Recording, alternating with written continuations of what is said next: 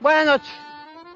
Una parte muy importante del país está de pésames, carajo. Emulando al alter ego de nuestro queridísimo amigo Antonio Morales, Godofredo Cínico Caspa, podría decir uno que dos ilustrísimos ciudadanos defensores de las buenas costumbres de este país se han visto enredados en problemas judiciales esta semana. Uno de ellos, el ex general Rito Alejo del Río, pacificador del Urabá, de la época en la que se cometieron algunos de los crímenes más horrendos por parte de los paramilitares y bajo la mirada distraída de las Fuerzas Armadas y a veces en contubernio con ellas de esa época, pues fue condenado el ex general Rito Alejo del Río, carajo, no hay derecho. Y de otra parte, el ex general Santoyo, jefe de seguridad del presidente Uribe. Oiga, yo creí que el único que le metían goles por la espalda era el presidente Samper, pero mire al presidente Uribe, cada día le encuentran más goles por la espalda. Imagínense, pues acaba de admitir cargos en los Estados Unidos el general Santoyo, ex general Santoyo de la policía, admitiendo que le colaboraba a los grupos paramilitares desde ahí, imagínense, les pasaba información clasificada, mejor dicho. Parece que hubiera estado o habría estado relacionado más con narcotráfico, hecho una joya. Pero eso sí, divinamente, carajo, enredadísimo allá en los Estados Unidos. ¿Por qué se los llevan a declarar allá, hombre? Lo hubieran dejado aquí, lo hubiera juzgado un juez aquí. Y verá que aquí hubiera salido limpio, impoluto. Es que creo que hasta el procurador lo había defendido. Claro, eso sí, ahora el procurador que está en campaña salió rapidito a decir que ahora sí le va a reabrir el proceso. Ahora sí lo van a juzgar en Colombia, ahora sí, no, eso de estar que tiembla, ahora sí lo van a, bueno, en fin, estos dos ilustres ciudadanos, carajo, enredados en líos políticos, mientras que de otro lado, estos boquisueltos periodistas atrevidos que quién sabe qué se creen, han salido, carajo, a poner en tela de juicio el papel de esta nueva corte que tenemos. Sí, que está como tan esa que estaba ahí con los líos de la reforma de la justicia y aceptando reformas pensionales y eso, tiempo de pensiones, pero de eso hablamos al final de este programa. Hoy vamos a hablar de algo mucho más tranquilo que eso, tiburones con miles de dientes.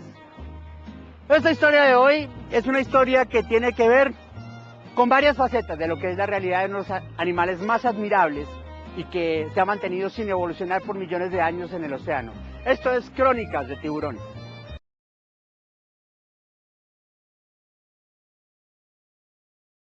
Muy bien, nadar con tiburones, lanzarse de aviones, besar cocodrilos, todo eso es una bicoca, una aventura en el jardín, al lado de los verdaderos riesgos que corren algunos periodistas, como por ejemplo los que se atreven a denunciar y a cuestionar las acciones de los poderosos. ¿Se acuerdan del rollo de la reforma a la justicia, esa vergüenza nacional donde querían meternos esos orangutanes y salir los congresistas, mejor dicho, que no tenían ni que pagar cárcel pues, y de paso algunos magistrados de la corte aprovechaban a ver si los congresistas les hacían el favor de acortarles los periodos para la pensión y que salieran, no, si se acuerdan de todo ese tejemaneje, de toda esa trinca que estaban haciendo? Pues muy bien, estas dos valientes periodistas, Cecilia Orozco y María Jimena Duzán, en diferentes columnas de los medios en los que trabajan, Semana y El Espectador, criticaron algunas acciones de esa Corte Suprema.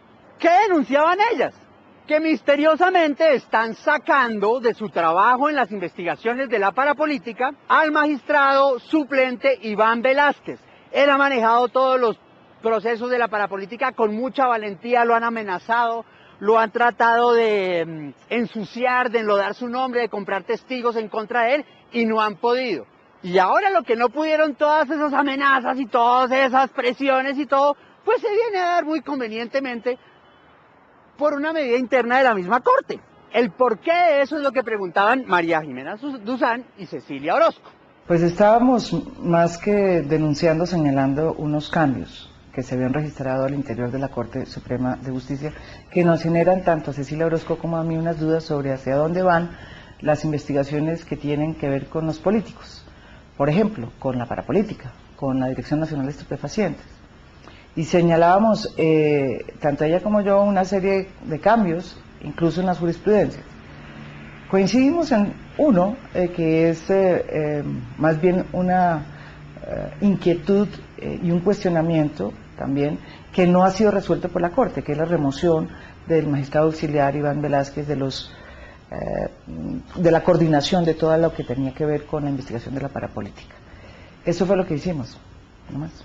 Claro, no se puede asegurar nada, pero resulta muy sospechosa la sacada del magistrado. Todavía la Corte no ha querido contestarnos. En lugar de contestarnos a los cuestionamientos, incluido ese, lo que hizo fue salir de manera aireada, casi que en un tono pendenciero, muy poco propio de una magistrada de la Corte y de un presidente de la Sala Penal de la Corte, a prácticamente a señalarnos y a decirnos que nos iban a denunciar y amenazar y amedrentar. Eso fue lo que pasó. En lo que a mí respecta como ciudadano a pie indignado, juepucha, porque eso sí pa' qué, ¿no? Lo que me preocupa es que algunas personas estén tratando de meter por detrás, de meter por debajo al escondido todos esos micos de la reforma que no pudieron meter cuando la ciudadanía y los medios denunciaron y los colombianos se indignaron, y ante esa vergüenza el presidente y el Congreso no podían salir con el chorro de bobas. ¿Qué tal que nos estén tratando de meter ese gol por otro lado? ¿Cuál fue la reacción de la Corte Suprema de Justicia, que siempre había sido un baluarte, ¿no?, del derecho, de la ley, de la libertad y de los derechos de los colombianos? Pues ha amenazado con denunciar penalmente a la columnista Cecilia Orozco y tal vez a María Jimena Duzán también. ¿Por qué? Algunos creen que podría ser una especie de venganza. Pues hay quienes dicen que todo esto es en retaliación a las denuncias que nosotros hicimos, Cecilia Orozco y yo, en la forma como el presidente de la Sala Penal de la Corte intervino para lograr que en la reforma judicial se introdujeran esos dos, digamos, regalos que le hacía el Congreso a las Cortes, que era aumentar el periodo de los años de retiro y la estancia como magistrados en la Corte. Lo que resulta más triste o paradójico es que la Corte no ha respondido a los cuestionamientos de por qué están sacando al magistrado, o si ha respondido lo ha hecho ahí como por las ramas. Luego la duda de por qué lo están sacando a la estrella de los procesos de la parapolítica sigue ahí. Pero en cambio, pues eso sí, la reacción se ha sido decir que van a meterle un proceso penal, podrían llevar a la cárcel inclusive a la periodista. Claro, le preguntamos a María Jimena, que pudo hablar con nosotros, Cecilia no pudo, si rectificarían lo que dijeron. No, yo no rectifico nada de lo dicho, ni una coma. ¿Qué esté pasando al interior de la Corte Suprema de Justicia? Pero como dice el editorial del Espectador, los periodistas tenemos derecho a preguntar. Y la respuesta no puede ser la censura, la amenaza, tratar de acallar a las personas. El gran problema del proceso que le quiere abrir la Corte Suprema a Cecilia Orozco y tal vez a María Jimena Duzán es que ¿qué juez en Colombia va a fallar en contra de sus jefes de la Corte Suprema de Justicia? No sé.